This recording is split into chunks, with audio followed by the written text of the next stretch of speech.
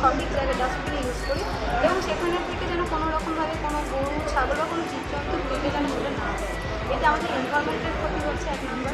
Second হচ্ছে যে বান খরা, বৃষ্টি হচ্ছে না, এই সমস্ত কিছু আমাদের নিজেদের কারণের জন্যই হচ্ছে। আমরা যদি এই জায়গাগুলোকে অ্যাভয়েড করি তো অটোমেটিক আমরা নিজেদের পরিবেশটাকে আমরা রক্ষা করতে পারবো। আর প্লাস্টিকটা বুঝতেই পারছেন যে কতটা ক্ষতিকর, এটা গলেও না বা পোড়ালেও এটা গলে না, তো মাটিতে গেলেও সেটা বৃক্ষের জন্য ক্ষতিকর।